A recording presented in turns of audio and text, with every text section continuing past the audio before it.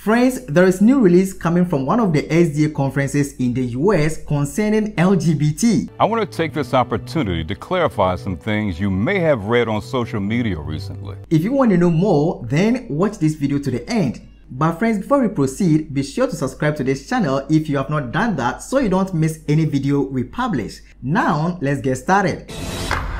The issue of LGBT in the Seventh-day Adventist Church continues unabated. And there is this new release coming from one of the conferences in the US concerning this LGBT issue. Maybe you've not seen this video, but I'm going to show you right now. But before I do that, according to articles posted by Fulcrum and Adventist Today, this video was asked by the conference to be played in all churches under it. Hello, family. I want to take this opportunity to clarify some things you may have read on social media recently. As a Seventh-day Adventist Christian organization, we here at the Potomac Conference believe that Scripture is both our foundation and our guide. With this in mind, we must be clear-minded in the reality of the flock that Christ has given us to shepherd. The LGBTQ+ community is a population that exists within the conference and the world. They are our members, our neighbors, our friends, and our family. They are our loved ones. While we cannot agree with or endorse individual choices or lifestyles, we also cannot promote individual or political agendas. As we have in the past, we will follow the teachings of Jesus Christ to ensure that we are demonstrating His love to everyone. Brothers and sisters, showing Christ-like love to someone doesn't mean we condone their behavior, and most importantly, it does not mean that we condemn the person either. And if we are truly serious about moving beyond the walls, as Christians, we must be willing to take a few moments to stop, to just listen to everyone. Author Ralph Nichols, an expert in the field of listening, says, the most basic of all human needs is the need to understand and be understood. The best way to understand people, he says, is to listen to them. Acknowledging where we are in the final hours of Earth's history, we are committed to hold strong to our faith while remaining steadfast not only in what we believe, but most of all, in whom we believe. May God bless us richly. So friends, that was the video, and this is coming from the Potomac Conference. But what seems to be the problem the conference is addressing? In his initial statement, he said, I want to take this opportunity to clarify some things you may have read on social media. I asked myself, what is going on? What is wrong? What have church members seen on social media that needs to be clarified? So friends, you notice that there is something going on. There is something wrong somewhere. I became interested in finding the recent news about the Potomac Conference. And friends, I found this. I found something. So let's go ahead and look at what I found about the Potomac Conference.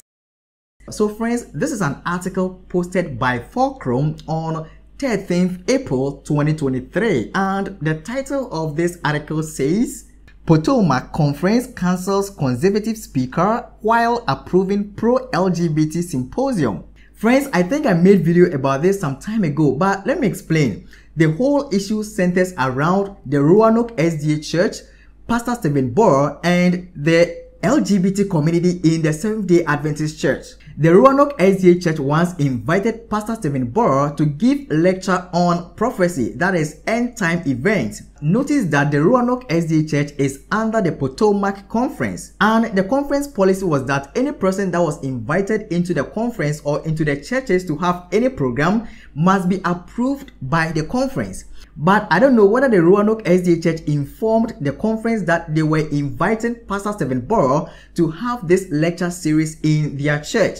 So when the conference noticed that Pastor Stephen Burr had been invited by the Roanoke SDA Church, they told the church to reconsider its invitation to Pastor Stephen Burr. And the Roanoke SDA Church wanted to find out reasons why they should reconsider their invitation to Pastor Stephen Burr. The reasons the conference gave to the Roanoke SDA Church were some few, and they are: 1. That Pastor Stephen Burr believes and teaches last generation theology. 2, that Pastor Stephen Ball does not approve of women's ordination, and also issue about his personal ministry that is secret unsealed. So because of these reasons, the Potomac Conference asked the Roanoke SDA Church to reconsider its invitation to Pastor Stephen Ball. Meanwhile, friends, LGBT Summit was approved by the conference to be held in some of the churches under the conference. On March 17 to 18, the Sligo Church and WAU hosted an LGBT Summit. 2 of the speakers were Alicia Johnston and Paul Anthony Tuna. Remember that Alicia Johnston and Paul Anthony Tuna are all LGBT Adventists. So friends, I'm going to put the link to this article in the video's description. So if you are interested, you can go and read everything for yourself. Now let's read a summary of this article about the Potomac Conference. Roanoke is in the Potomac Conference. Sligo is in the Potomac Conference. Stephen Ball is bad. Pro-LGBT meeting at Sligo are fine. The Potomac Conference has ordained more women in violation of Seventh-day Adventist ordination standards than any other conference. They are a big part of the reason the Columbia Union is under a formal warning from the GC Executive Committee. The same people who rebel against those over them often demonstrate tyranny toward those under them. But friends, let me tell you that the Roanoke SDA Church did not understand the conference, so they went ahead to invite Pastor Stephen Ball to have his lectures over there, and it was so successful. So friends, this is what was trending some few weeks about the Potomac Conference. It looks like the new video that has been released by the Potomac Conference is addressing some of these things that are found on social media about the Potomac Conference, and now they are saying that, hey, we should listen to the LGBT people with love. We should listen to them.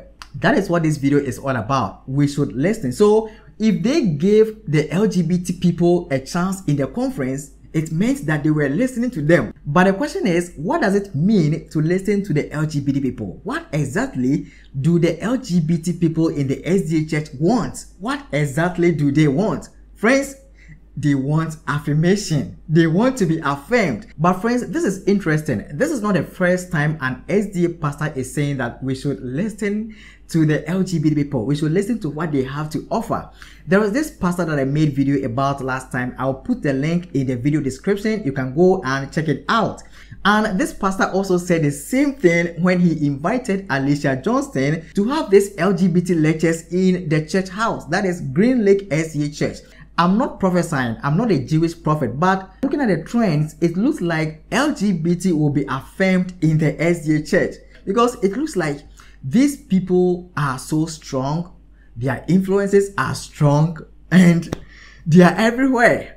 As the pastor said, they are everywhere. They are our friends, they are in the church, they are in the conference, they are everywhere, and their influences are so strong. So friends, in a nutshell, the new release by the Potomac Conference concerning LGBT, that we should listen to them, seems to be addressing the whole issue that is going on social media about their attitude toward Pastor Stephen Ball and also the LGBT community in the Seventh-day Adventist Church. So friends, this is all that I had for you today. For more stories in the church or for more stories in Christianity, be sure to subscribe to this channel so you don't miss any video we publish. Alright, so thank you for watching. My name is Lawrence and see you next time.